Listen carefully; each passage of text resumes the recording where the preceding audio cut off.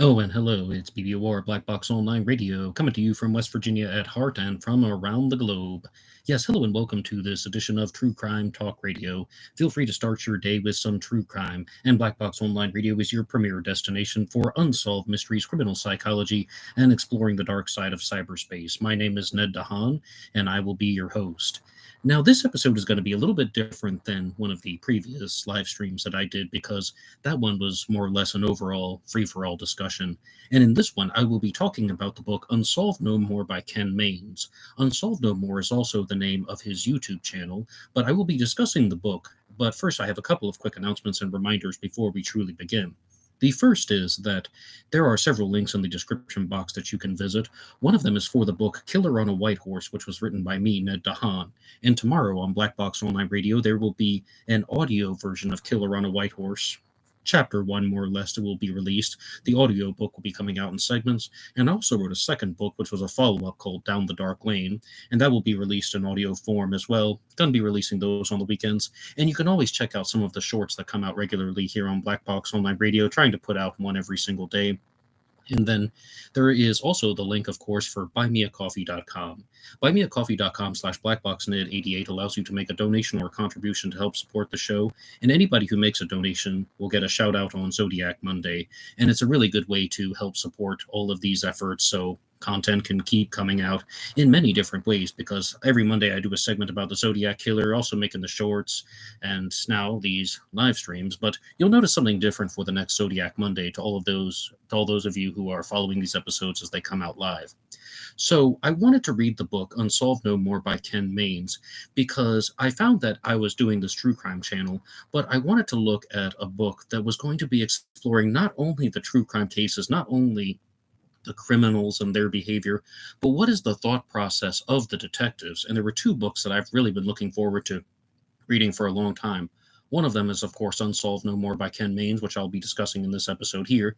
And the other one is Homicide, The View from Inside the Yellow Tape by Cloyd Steiger, which I plan on reading next. Now, with Unsolved No More, Ken Mains shares a lot of his background and his life story. It's almost like a true crime memoir, but a little bit like an autobiography as well. And I have to be very honest with you guys. I'm just someone who watches YouTube videos, I listen to podcasts, I read books, and that's it. I don't have any type of academic degrees in this subject, but Ken Mains actually does. And he talks about this in the introduction of his book by saying that he has a bachelor's degree in I had this down pat. He has a bachelor's degree in criminal justice. I told you I had it down pat. He has a bachelor's degree in criminal justice and a master's degree in forensic criminology with a specialty in profiling. So he is coming at it from an academic background, but he's also somebody who has spent time in the Marine Corps, and most famously, he has been a detective. Now, I first learned about Ken Mains because of his role on the History Channel's The Hunt for the Zodiac Killer. And I'm going to be honest with you guys again. I was not a fan of that show. I watched it more or less in the YouTube clips version. Sometimes I would get on their website and watch an episode, but I mostly watched the YouTube clips. And I just didn't like the investigations. I didn't understand why these detectives, Sal and Ken, were making the comments that they were making. And once Ken Mains launched his YouTube channel, Unsolved No More, which has the same name as the book, I began to comprehend it in a different way when he talks about how they're looking at suspects like Ross Sullivan and Lawrence Kane for being the Zodiac Killer, and the reasons why they thought these suspects should be a little bit high ranking seem so bizarre to me. But as Ken Main said on his own YouTube channel, he didn't choose those suspects. They weren't his top two suspects. They were provided to them, and it was part of the show, and they asked them to make comments about it. And then he doesn't give his life story in every single YouTube episode that he does, but once you read the book Unsolved No More, you can see that, okay, he's actually coming at it from a place of, well, education, as I said, criminal justice and forensic criminology. I got it right that time. And also from serving in the Marine Corps, being a detective. And there's also this type of discussion that happens in the book where Ken Mains wants to differentiate between contemporary ongoing cases and cold cases. And there is a different way in which the detectives approach them. Firstly, with a cold case, there is more breathing room. There is less pressure on the detective. there is less of a greater sense of urgency to solve the case, whereas with a contemporary ongoing case, the detectives, as well as the district attorneys, everyone is under an enormous amount of pressure to make an arrest, to close the case, to catch the guy.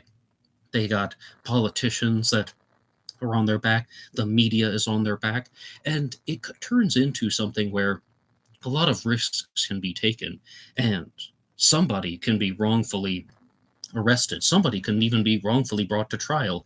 And another point that was discussed in the book Unsolved No More by Ken Maines is he says that someone should not be arrested or gone to trial unless he is 100% certain that they were actually the person who should have been arrested. I'm trying not to say the word guilty, but the person that should have been arrested. And even I think that that is something a little bit too extreme because, as I understand, we live in a world of innocence until proven guilty. Okay, I'm actually in the Philippines right now. We have a totally different legal system. But in the United States of America, I miss West Virginia, we had this thing called innocent until proven guilty. So sometimes there is evidence that does suggest that this person could have been guilty of a crime, but that doesn't necessarily mean that they are indeed guilty. And furthermore, our legal system is meant to try and evaluate this process. And also, even if the detective feels that he is 100% certain about something, detectives are human too. People with degrees in criminal justice and forensic criminology are human as well. So there is this type of always a room for error, and that's why there are these different branches of the process. That's why there are the detectives and the attorneys and the jury of our peers that can evaluate this stuff. But Ken Maines is someone whom I'm not sure if I would be friends with him if I just met him at some type of event or something like that. I think we would either get along really well, or it might be something completely to the contrary, where we would speak like, "Oh, hi, nice to meet you," and just kind of sit at opposite ends of the room. Because, and PF Golf, hey, good morning, how you doing? And I think that the reason for that would be that we have a lot of similar stories in our upbringing. Now, Ken Maines talked about this as a kid in his book Unsolved No More, that he grew up in the true crime world, as I did. He grew up watching America's Most Wanted, as I did. And it was just something that became somewhat of a fascination for him. And the older that he got into his teen years and adolescence, he got away from these true crime stories and began to become more interested in things like baseball, and even as a teenager in his later teen years, alcohol and drinking and spending time with girls. And this is one of the reasons why we would be on the opposite end of the room at some type of conference or something. High school, me spending time with girls. No, that didn't really happen. But all that aside, so I think that there also is another point that is a little bit more serious, and that is that he talks about as a teenager, he would regularly get into fist fights trying to prove how tough that he was, or it was just something that people encountered and he didn't think too much about, but he was regularly involved in fighting. And I don't have too many comments on that. I was much more focused on how he began to think about true crime cases, because growing up, as he said, he was a follower of true crime stories. The true crime cases that he began to follow were Charles Manson, Ted Bundy, and Richard Ramirez, and of course the Hillside Strangler. That's another one that's mentioned in the book. But he refers to the killer as the Hillside Strangler. But as we know now, the Hillside Strangler was actually a duo of killers. They were referred to as the Hillside Stranglers, and they were Angelo Bono and Ken Bianchi. And I'm not going to pretend like I'm some type of expert on the Hillside Stranglers, but they were two guys that definitely dealt with some types of motherly issues, particularly Angelo Bono. And I did discuss this on a recent episode of Zodiac Monday when I was doing a comparing and contrasting between the Hillside Stranglers and the Zodiac Killer. And again, I'm not the biggest expert, but I was watching a dramatization of this in the film Hillside Stranglers, and Angelo Bono is just getting in this massive argument with his mom, and his mom is just trying to degrade him, and he's talking about how he wants to kill her, and she tells a story about how he did indeed try to kill her once.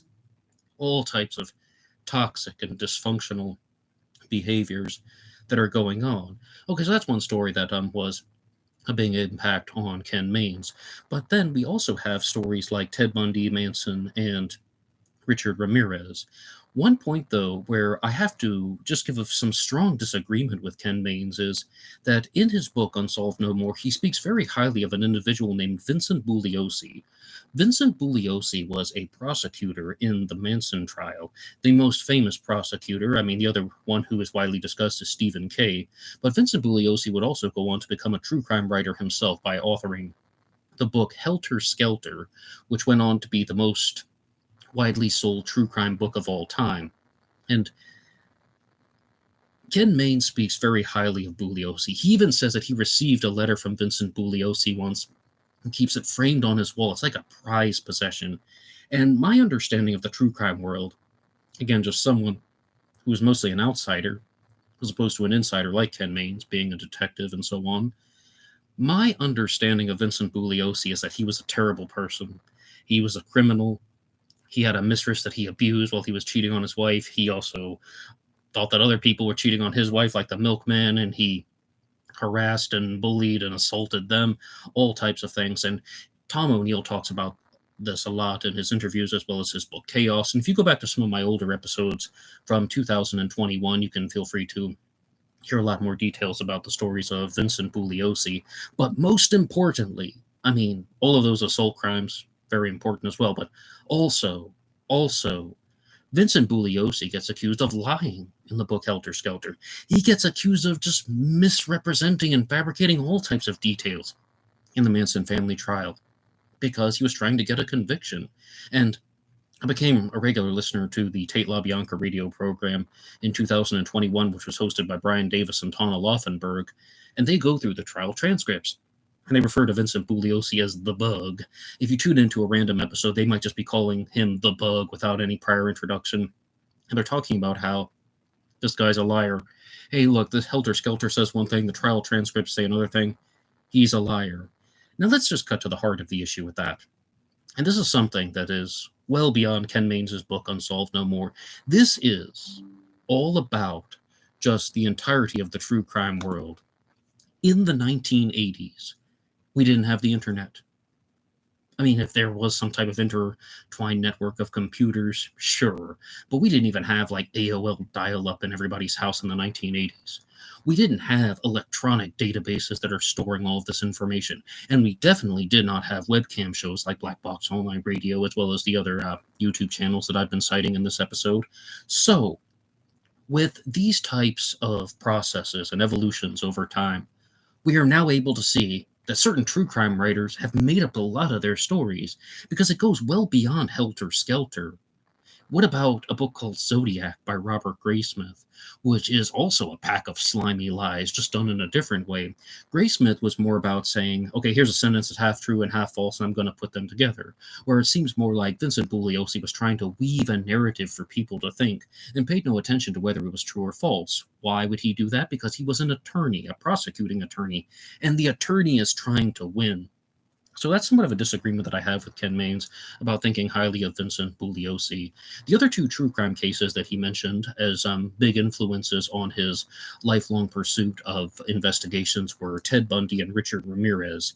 And I think that there is something very commendable about that because Ted Bundy and Richard Ramirez were terrible people. But for somebody like Ken Mains to look at that as something that would impact his thinking, I think that there's absolutely something to be said for that because Ted Bundy has shaped our understanding of serial killers in countless ways. We're talking serial killer literature, we're talking about documentaries, we're talking about the general public's understanding of how serial killers behave. A lot of that goes back to Ted Bundy and how Ted Bundy began to operate. And then with Richard Ramirez, there's something a little bit different, and that is that Richard Ramirez manipulated the public perception of himself through the media, through his trial, and he's sitting in the courtroom. I'm sorry, Your Honor.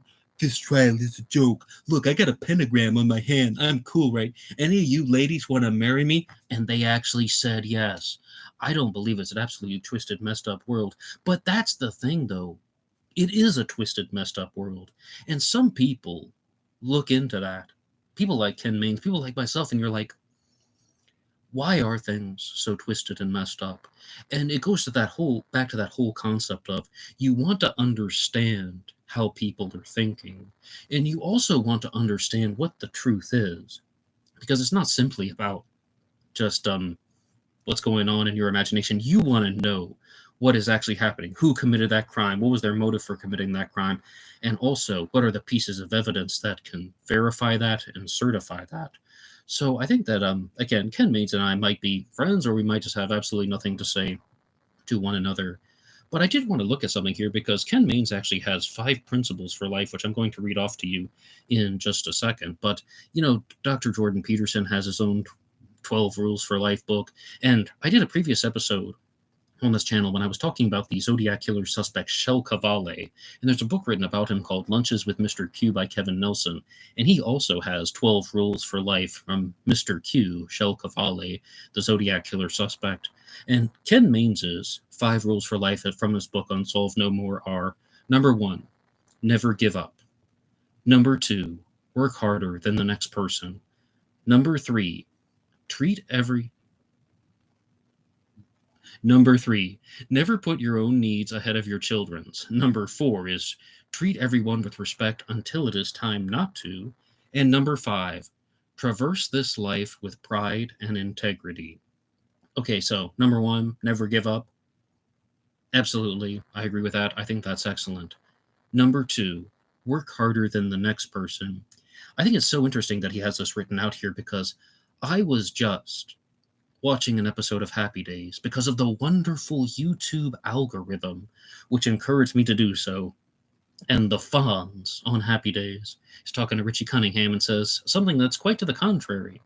And he says, become a team member before you become an all-star. Before you become an all-star, show them that you're a team member. Show them that you're a team player. So work harder than the next person. Believe it or not, I actually think the Fonz was right about that. I know he's a fictional character, but I mean, that one resonated with me a little bit more, because it's also not just about showing off about how hard you can work, or just about pumping and pumping and pumping and pumping until you leave everybody behind in the dust. Instead, show them that you're a team member and an all-star. Okay, number 3, never put your own needs ahead of your children's. Hey, mom and dad, I wish you could have heard that one. Number 4, treat everyone with respect until it is time not to. I think this is great. I think this is excellent. It goes back to something that I've talked about before on some Astro Psych 400 episodes. It was another YouTube channel I used to work with. And that was that respect is something that is everything to lose, nothing to gain. I don't like this concept of you have to earn respect. No. Respect is everything to lose, nothing to gain. I mean, like, acknowledging people's humanity, appreciating people's humanity. You're just going to say that you're not going to respect people until they've done a certain amount of things? No. Treat everyone with respect until it is time not to. If someone goes down on the list, they're down on the list. And number 5 is traverse through life with pride and integrity. And the concept of pride talks about Ken Mains's experience in the Marine Corps and how life-changing that was for him, because he was someone who was always trying to work hard, and he was selected for special things, and the higher-ups always thought highly of him. But throughout his time in the Marine Corps, Ken Maines also experienced some issues with drinking, and throughout the entire early sections of the book, he mentions his frequent issues with alcohol. And he states very clearly that he is not an alcoholic. He was able to just push drinking down to only the weekends. But when he was in the Marine Corps, he began to drink and drive. And one time he was pulled over for driving 108 miles an hour in a 45-mile-an-hour zone. And he had actually already pulled over the car voluntarily and got out of the car to take a leak, for lack of a better term. And then the officer, who was military police, came over and questioned him about it, and he wasn't actually given the whole DUI penalty because of certain reasons. But this is one point where I have absolutely no sympathy and absolutely no empathy for Ken Maines. Driving 108 miles an hour in a 45-mile-an-hour zone while intoxicated, no sympathy, no empathy. And the reason for that is because I do this true crime channel here on YouTube, and I hear other types of true crime stories. And I've done one on the story of Ethan Couch, who was known as the Affluenza Teen. And the episode about him is actually called Robert Chambers. It's called The Preppy Killer versus the Affluenza Teen. The Preppy Killer was Robert Chambers, and Ethan Couch was the Affluenza Teen. The Affluenza Teen was someone who drove a vehicle 70 miles an hour through a residential neighborhood and killed 4 people while under the influence of alcohol. And in that residential neighborhood, there was actually a road that had a speed limit of 40 miles an hour. Ken Maines needed something even more reckless than that. And I know that he's talking about how this is something in his past, something that he isn't proud of, and the life lesson for that was, well, it's good that people give you second chances, but he was in the wrong. But again, no sympathy, no empathy for it, because you recognize the dangers of these types of behaviors and about how, well, just how easily somebody could have died because of that type of action. So that's my own personal take on the subject. But as Ken Maines began to go through his type of transformation from being a Marine into a cold case detective, I began to notice that he also really wanted to focus in on the final rule in number 5, pride and integrity.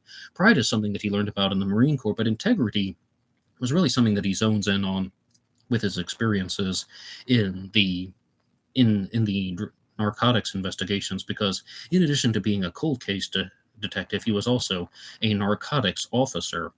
He tells this story of how he had to destroy some items that belonged to someone who had been arrested. And there are things like clothing, and then there are things like a phone case, which is like, he calls it a phone cover. I think it's something like the phone case. And then he realizes that he needs a new phone case, and he thinks that it's going to fit on his phone. So he actually takes it from the evidence room, the evidence that was meant to be destroyed. He puts it on his phone, and then he picks it up and he's looking at it, and he's just like, no, he has to throw it in the trash, because that's how it starts. That's how the type of pushing boundaries begins with.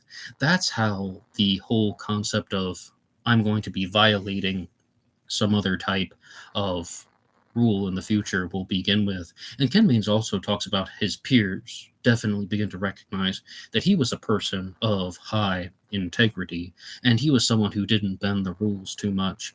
But I would really love to know what, like, you guys following along with this show here, and you can write in the chat anything that you think about with Ken Maines, his YouTube channel, Unsolved No More, the show, The Hunt for the Zodiac Killer. Anything is welcome for this one. For the YouTube channel, as I said, I began to enjoy that much more than the TV show. I particularly liked the episode that he did on William Suff, where he was talking about the Lake Elsinore killer. William Suff was known as the Lake Elsinore killer and the Riverside killer, and Ken Maines is actually interviewing a guy who is on death row.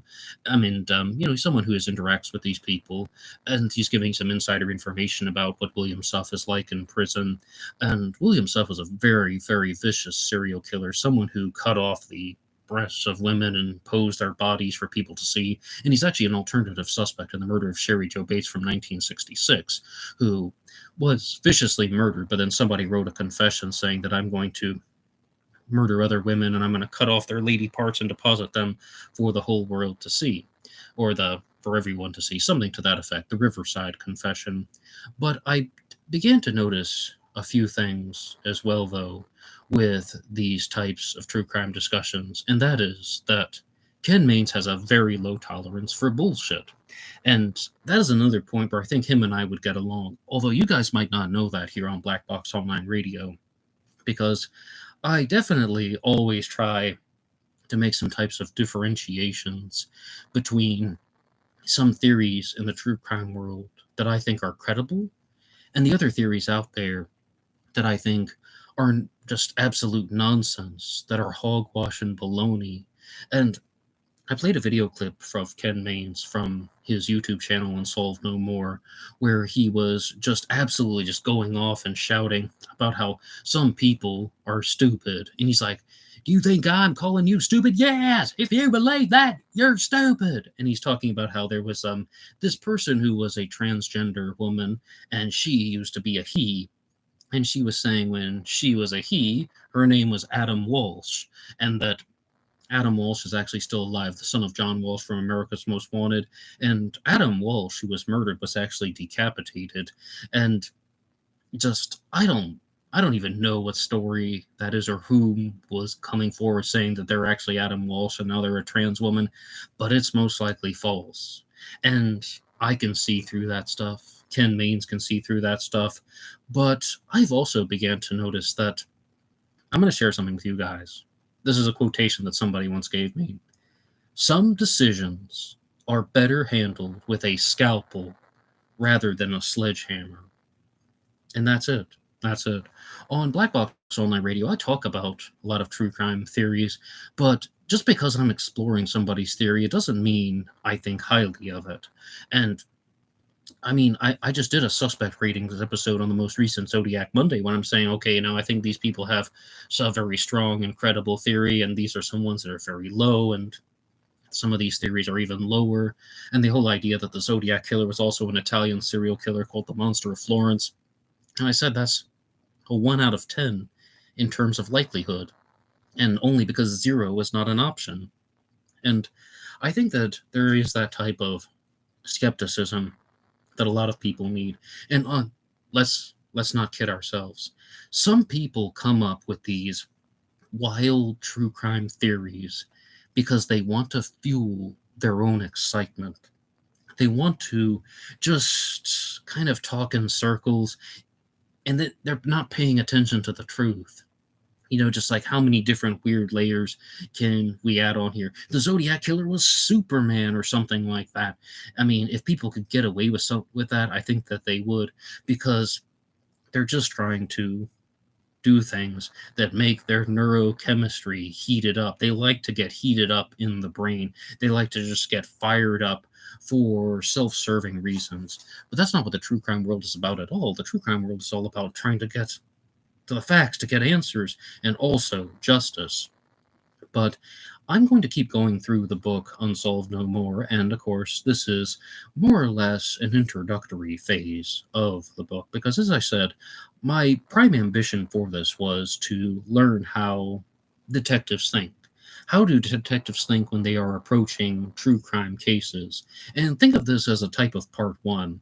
But with the book Unsolved No More by Ken Maines, I'm going to be incorporating elements from it into future episodes of Black Box Online Radio, and definitely into the Zodiac Monday episodes, but also perhaps even into some of the other things that will be coming out regularly here on BBOR. And to some people were asking about the time frame, I'm going to try and put out these live streams regularly at 8 a.m. Eastern Standard Time, which should be 5 a.m. on the Pacific Coast. Yesterday, some people were saying that 7 a.m. on the East Coast is 4 a.m. on the Pacific Coast, and that's a little bit too early. So I'm going to try to do that Monday through Friday, starting at a.m. You can start your day with some true crime talk radio, and also feel free to share stuff in the chat. Feel free to recommend cases. I already am making a list of everything. I got some great recommendations from people on the Thursday show about true crime stories that will be covered here on Black Box Online Radio. And there are going to be some interviews that are going to be available on Zodiac Monday. I'm going to bring guests on the show, not only about the Zodiac Killer, but for the Friday show as well. Anything Goes Friday, where any subject is fair game. And perhaps in the future, Jack the Ripper. But right now, I'm just going to turn things over to you guys and say, feel free to leave something in the comments section down below. What do you think about Ken Maines? Did you follow the show, The Hunt for the Zodiac Killer? Do you follow his YouTube channel, Unsolved No More? I would expect that most people who have made it this far into the episode do so. And do you agree or disagree with any of the type of life lessons that have been explored, or my comments and responses to Ken Maines and all of his journeys through life? And as I said, this is definitely only covering the early parts of the book, but I will incorporate the later parts of the book into future episodes of Black Box Online Radio. Thank you so much to everyone who has listened to this one. It's going to be, as I said, a shorter one. However, you can visit some links in the description box down below. Feel free to check out BuyMeACoffee.com. If you want to make a donation, you'll get a shout out on Zodiac Monday, but it really helps the channel right now. And if you would like to contact me offline, my personal Facebook is in the description box.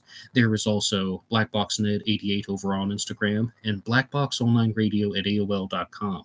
And the shorts that I put out on YouTube will also be made available on Instagram and Facebook. You can watch them on the Reels page. And that will be all for me now, so I'll just say a quick until next time.